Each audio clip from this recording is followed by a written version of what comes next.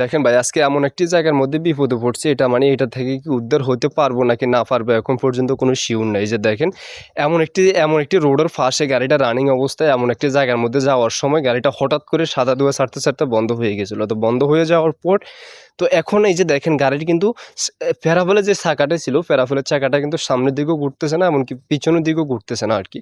তো আমি কিন্তু এখানে দক্ষ একজন মেকানিক আনছি, উনি কিন্তু এখন টোটালি কোনো প্রকারে কিন্তু রোগটা ধরতে পারতেছি না। গাড়িটা কিন্তু স্পেশালি 3 নাম্বারে ছিল।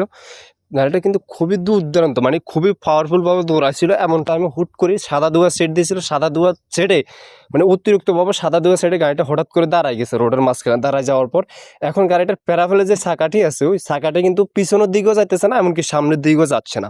তো আমি কিন্তু এই যে দেখেন এখানে ক্র্যামশেপ আছে, তারপরে ক্র্যামশেপ চেঞ্জ করতেছি, এরপরে লাইনার, পিস্টন, হেড আমি আপনাদেরকে দেখাই। হেড তিনটে হেড আনছি, এই যে দেখেন 3টে হেড আনছি, একটাও কিন্তু কাজ করে না।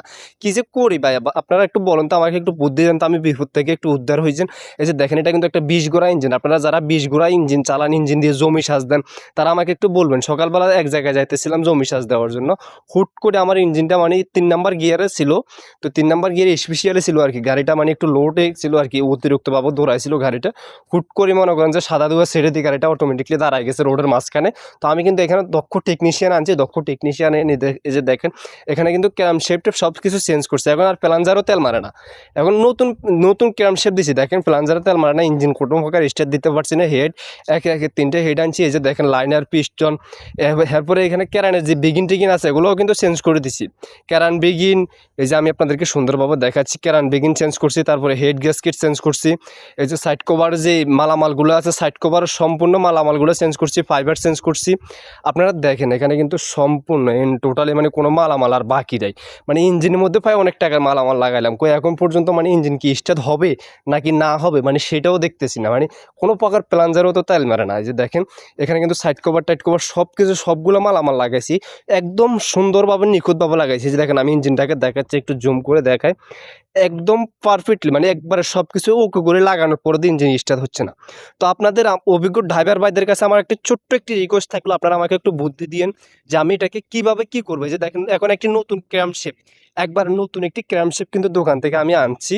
তো এই যে দেখেন এটা কিন্তু নতুন, এটা কিন্তু লাগামো, এটা যদি লাগাই যদি হয় তাহলে তো হবে, এটা লাগামো, এটা যদি না হয় তাহলে আর কিছু করার নাই।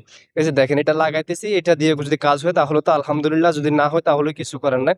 তো এটা লাগামো, এখন এটা লাগাবো। তারপরে এখানে আরও যে প্রিমিয়াম টিনিয়াম আছে ইঞ্জিনের, যে দেখেন লাইনার, পিস্টন, তারপরে ক্যারানের বিগিন টিগিন যা আছে সবগুলো চেঞ্জ করবো। চেঞ্জ করার পর যদি স্টার্ট হয় তাহলে আলহামদুলিল্লাহ, যদি স্টার্ট না হয় তাহলে আপনারা আমাকে একটু বুদ্ধি দিবেন কোন জায়গার মধ্যে সমস্যা হতে পারে। আমি কিন্তু এখন পর্যন্ত সমস্যাটি সমাধান করতে পারি নাই ভাই। আপনাদের কাছে আমার একটি অনুরোধ থাকলো আর কি, আপনারা আমাকে একটু বুদ্ধি দিন। যে দেখেন লাস্ট মুহূর্তে পিস্টনও চেঞ্জ করে দিতে হবে, এভরিথিং কানেক্টিং নাটার যা আছে সব চেঞ্জ করে দিতেছি। তো আপনারা আমাকে একটু জানান তো এটা কি কি কারণে এরকম হতে পারে, হঠাৎ করে সাদা ধোঁয়া ছাড়তে ছাড়তে ইঞ্জিনটা বন্ধ হয়ে গেছে, প্যারাবলের চাকা পিছনের দিকেও যাচ্ছে না, এমনকি সামনের দিকেও যাচ্ছে না। তো আমাকে একটু বুদ্ধি দিন, ধন্যবাদ, সবাই ভালো।